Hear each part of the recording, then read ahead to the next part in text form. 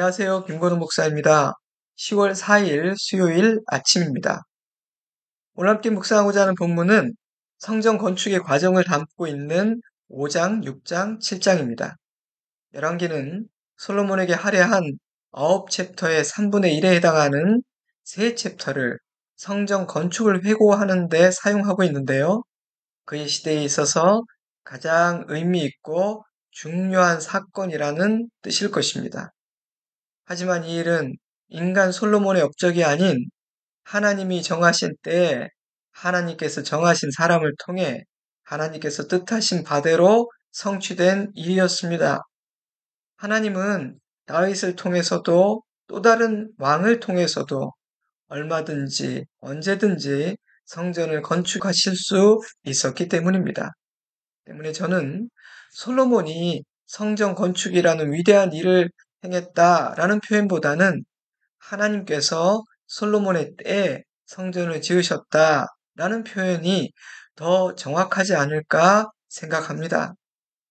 그러므로 솔로몬은 성전 건축을 자신의 업적으로 잘하는 것이 아니라 자신의 때 자신을 통해 그 일을 행하신 하나님을 찬양하고 감사해야 했다는 뜻입니다. 저는 이것이 모든 하나님의 일꾼들이 가져야 하는 너무나 중요한 자세라고 확신합니다. 통일 왕국의 왕이 된 다윗은 수도를 예루살렘으로 옮기고 블레셋을 축출하는 등 어느 정도 안정을 이루게 되자 오랜 시간 기럇 여아림에 머물고 있던 여호와의 궤를 예루살렘으로 옮겨옵니다. 그리고 성전 건축을 향한 열망을 갖게 되죠. 그러한 다윗의 뜻을 들은 선지자 나단도 기뻐하며 동의했지만 하나님의 생각은 달랐습니다. 다윗의 진심을 아셨고 다윗을 무척 사랑하셨지만 성전 건축은 그의 사명이 아님을 분명하게 선언하셨죠. 그러나 성전 건축을 향한 그의 열망이 또 하나의 업적을 남기기 위한 인간적인 마음이 아닌 하나님을 사랑하는 마음에서 우러나온 충성스러운 소원임을 아셨던 하나님은 다윗을 향한 자신의 사랑을 표현하셨고 놀라운 축복을 약속하셨습니다. 다윗 언약이라고 부르는 축복인데요. 핵심은 네가 나를 위하여 나의 집을 짓기를 원하지만 내가 너를 위하여 집을 지어주고 너의 집이 영원히 견고하도록 지켜주겠다라는 축복의 약속이었습니다. 다윗은 하나님의 뜻을 받아들이고 감사함으로 순종했습니다. 저는 이런 장면들이 왜 하나님께서 다윗을 내 마음에 합한 자라 말씀하셨는지를 보여주고 있다고 생각합니다.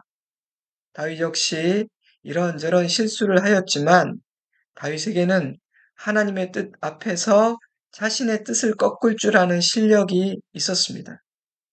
회개해야 할 때는 어린아이처럼 엎드려 회개할 줄도 알았고요. 저는 그런 것들이 하나님이 다윗을 사랑하신 중요한 이유라고 생각합니다. 비록 자신이 갈망하던 성전 건축을 할 수는 없었지만 다윗은 아들 솔로몬이 건축하게 될 성전을 위해 많은 물질과 재료들을 축적하였고 역대상 22장, 29장을 보면 성전 건축을 위한 실제적인 조언도 남겼습니다.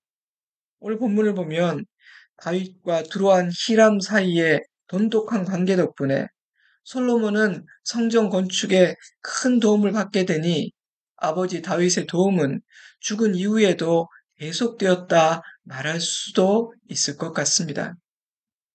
이런 다윗의 모습을 보며 저는 다음 세대의 짐을 가볍게 해주고 다음 세대가 날아오를 수 있도록 도와주는 진정한 어른의 모습을 보게 됩니다.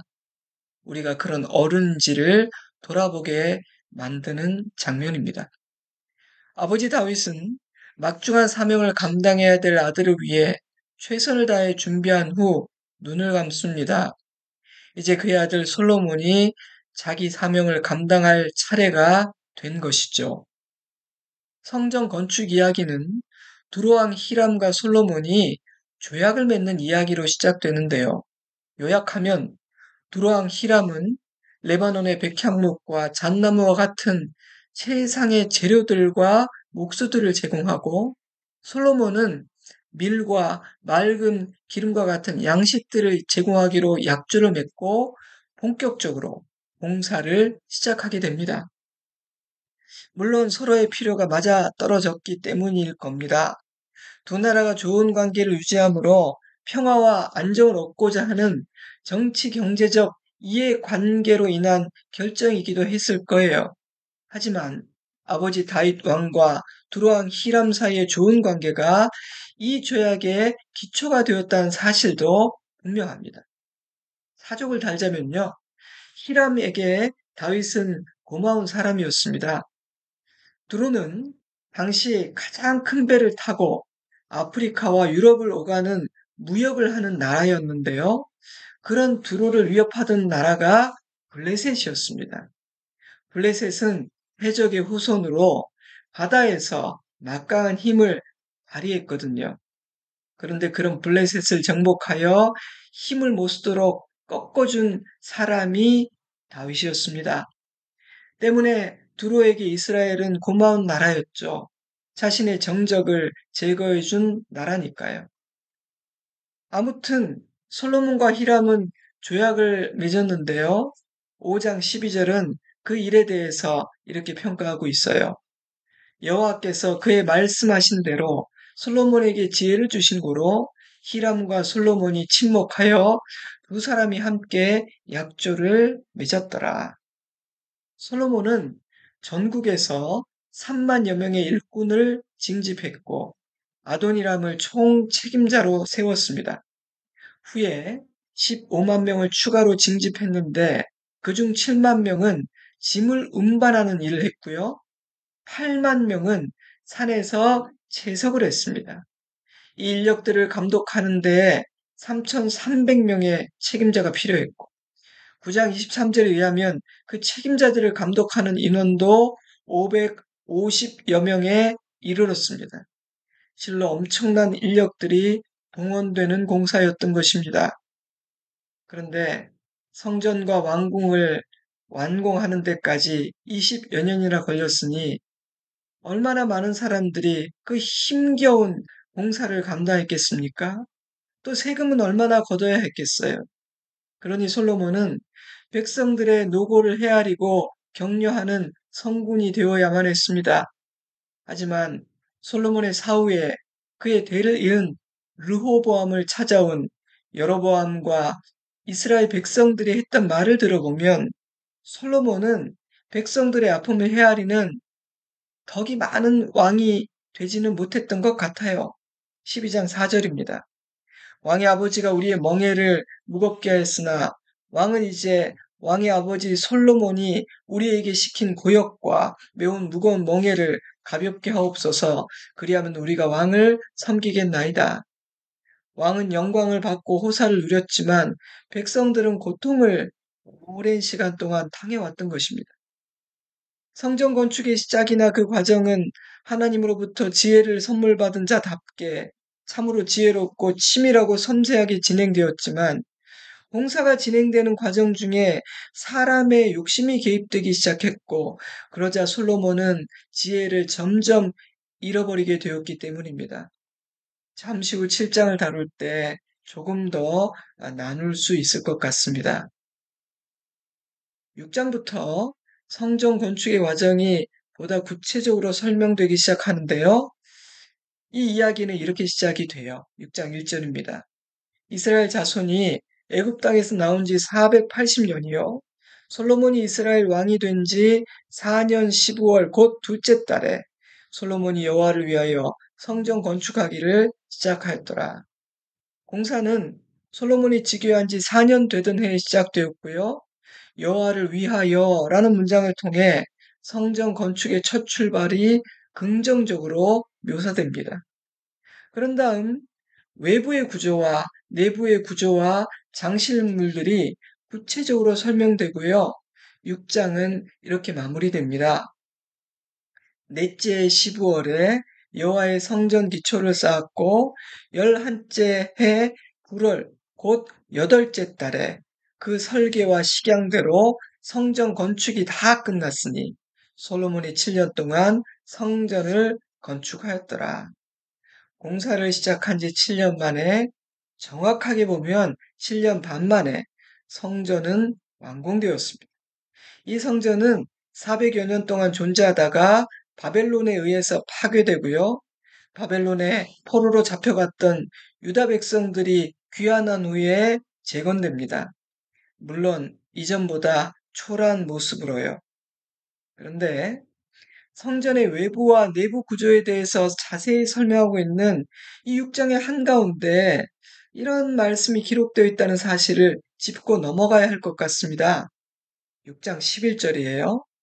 여호와의 말씀이 솔로몬에게 임하여 이르시되 내가 만일 내 법도를 따르며 내 율례를 행하며 내 모든 계명을 지켜 그대로 행하면 내가 내 아버지 다윗에게 한 말을 내게 확실히 이룰 것이요 내가 또한 이스라엘 자손 가운데 거하며 내 백성 이스라엘을 버리지 아니하리라 하셨더라. 아버지 다윗에게 유언했던 말, 지혜를 구했던 솔로몬에게 주었던 같은 말씀이 성전이 건축되던 중에 한 번 더 주어지고 있습니다. 또다시 주어지고 있어요. 이 시점에서 이 말씀이 다시 주어지는 이유는 무엇일까요? 굉장히 중요한데요. 성전이 마치 부적과 같은 역할을 할 거라고 착각하지 말라는 겁니다. 성전만 지으면 만사 형통일 것이라고, 다 된 거라고 착각하지 말라는 것입니다. 왜냐하면 이스라엘을 지켜주고 이스라엘의 미래를 보장해주는 것은 성전이 아니라 하나님이시기 때문입니다.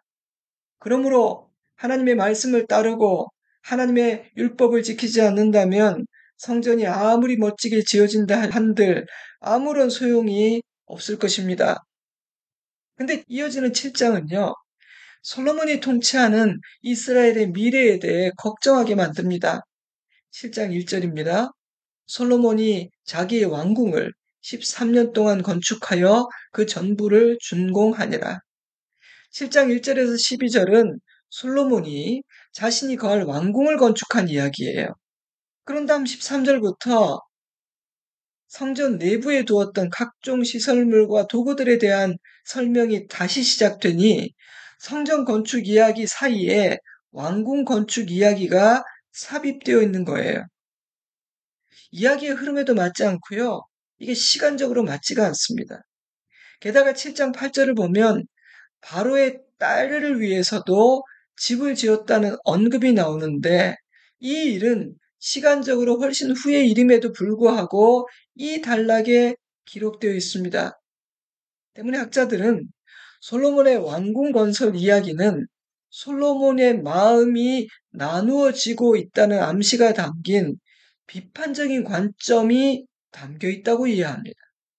성전 건축에는 7년이, 왕궁 건설에는 13년이 걸렸다는 사실을 명시하므로 하나님께 지혜를 구했던 솔로몬의 마음이 이전과 같지 않음을 말하고 있습니다.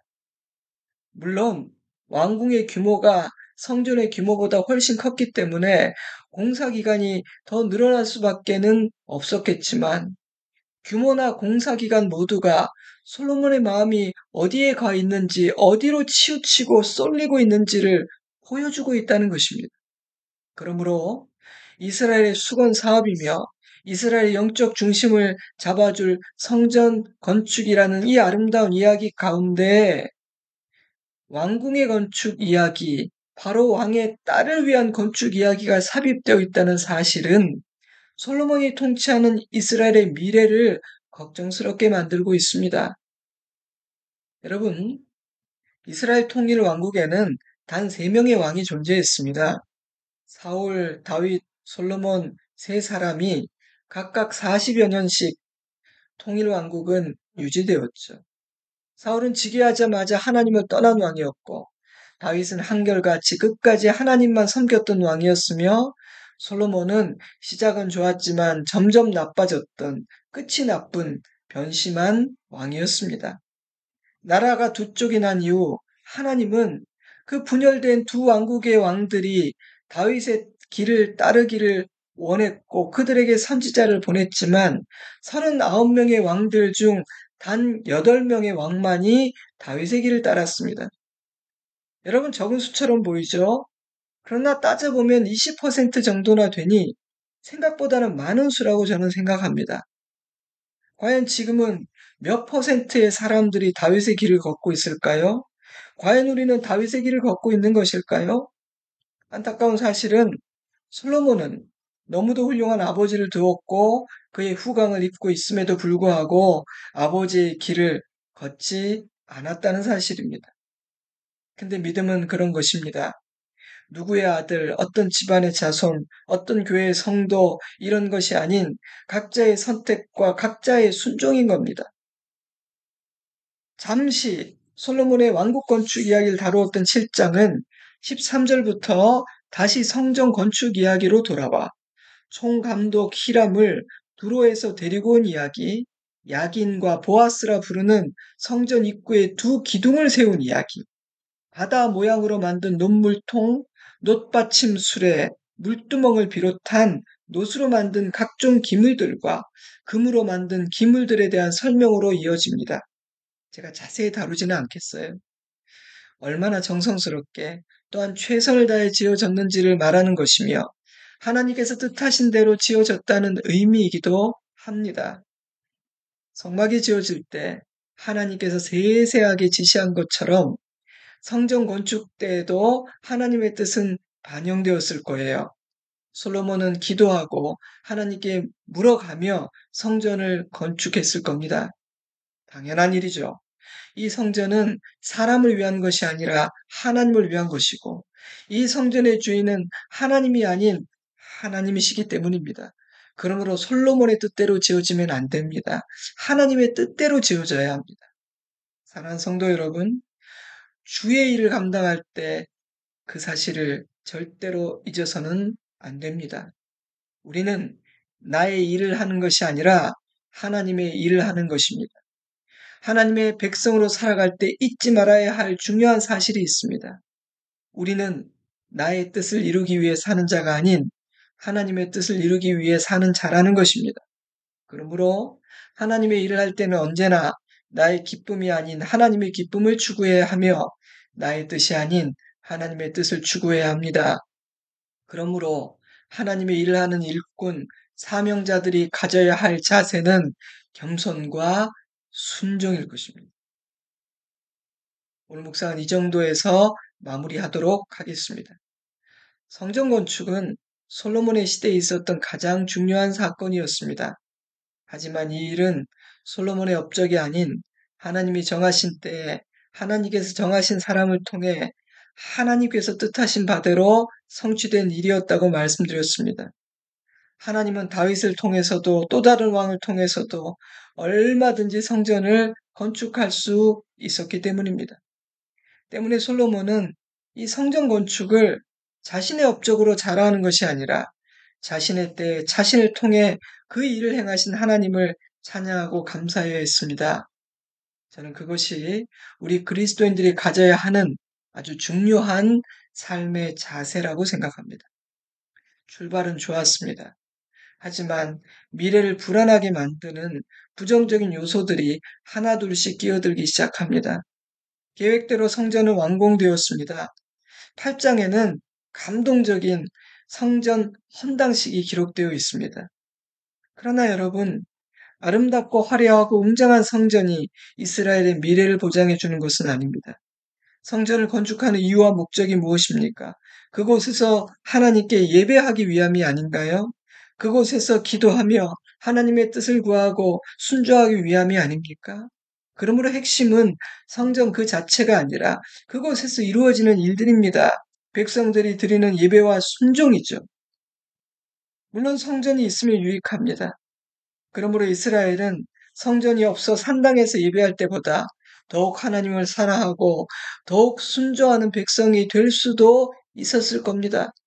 하나님은 이곳에서 드리는 예배를 기쁘게 받으시고 이곳에서 드리는 기도를 들으시겠다고 약속하셨으니까요. 그러나 성전 헌당식과 그때 드린 너무도 멋진 기도 이후에 솔로몬은 조금씩 무너지기 시작하고요. 이스라엘에는 미세한 금이 가기 시작합니다. 아이러니하지 않습니까? 성전이 완공되었는데 오히려 내리막길을 걷기 시작하다니 말입니다. 굉장히 중요한 부분이죠. 물론 아직은 무너지지 않았습니다. 성전 헌당식에서 드린 솔로몬의 기도는 너무도 훌륭하고요. 그의 지혜가 드러난 스바 여왕의 방문 이야기도 아직 남아 있습니다. 그러나 열왕기의 저자는 솔로몬 이야기의 곳곳에 가장 절정기 한가운데 그가 위태로운 줄타기를 하고 있다는 암시를 곳에 심어두고 있습니다. 좋은 아버지, 주님이 주신 지혜, 평안하고 형통한 출발, 그런 영적 금수저로 태어난 사람임이 분명해 보입니다. 솔로몬에게는 많은 복된 기회들이 주어졌습니다. 하지만 그러한 복들을 화로 바꾸어 버리고 맙니다. 저는 솔로몬은 참 많은 교훈을 얻을 수 있는 좋은 반면교사라고 생각합니다. 좋은 모델로 남을 수도 있었지만 반면교사 역할을 하니 안타깝기는 한데요. 우리 입장에서 본다면 깨닫게 하는 바가 많은 좋은 교과서와 같은 인물입니다. 이제 잠시 기도하는 시간을 갖도록 하겠습니다. 여러분, 오늘 참 중요한 교훈들이 많이 담겨 있는 본문을 묵상했어요. 나에게 주는 교훈들을 붙잡고 되새기고 묵상하는 시간을 갖도록 하겠습니다. 저는 주일에 뵙겠습니다. 평안하십시오. 그리고 건강하시기를 바랍니다. 사랑합니다. 축복합니다. 샬롬.